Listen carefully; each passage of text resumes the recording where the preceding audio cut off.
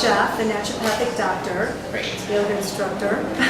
I've heard so many wonderful things about you, and one of the things that Dena is going to do is she is going to tell us about some diet myths and facts. We are going to play a fun little game.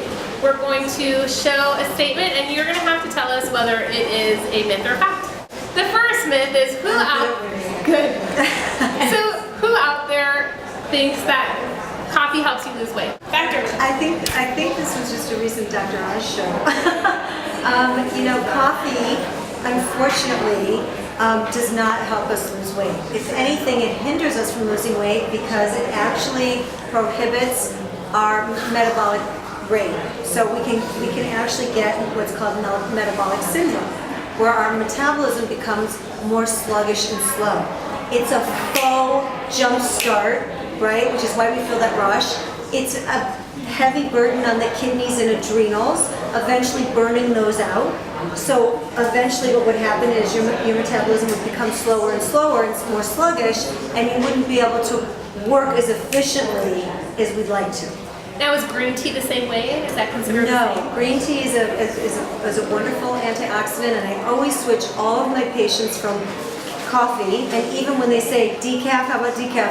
But a lot of our coffee that we're drinking, unfortunately, also has formaldehyde in it. It has some other chemicals, heavy sprays, things like that. So we want to get off of that. And if we're getting the headache issue, we go right to caffeinated green tea, which is actually good for us and is a huge antioxidant and great for the brain, great for many things, as we know. So we have to lose weight the old-fashioned way.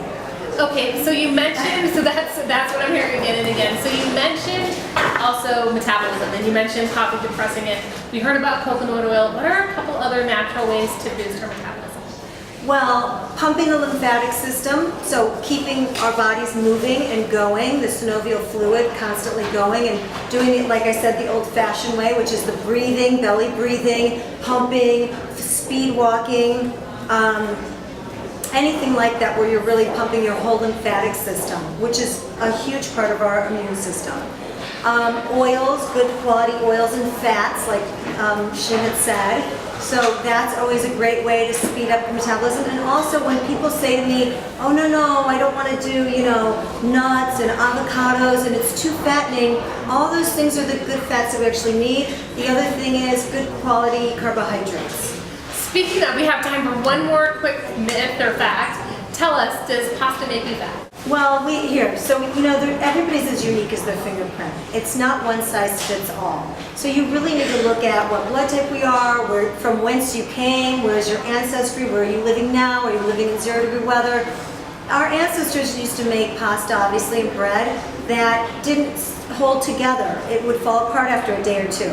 So scientists found gluten. Gluten's only been around for the past 40, 50 years, and it's the glutinous structure off the wheat plant that glues everything together. And it's wreaking havoc, basically, in our society with gunking up the gut, the sinuses, our joints, causing all sorts of, a myriad of issues, including weight gain.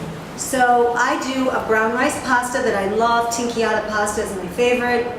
And that's the good carbohydrates that our body actually can use and helps us to actually lose weight and not gain weight. So I'm not blaming all pastas. I mean, there's certain people who come from Italy, and in Italy they eat a different type of pasta than what we're eating, and which Andrew Weil speaks about quite often.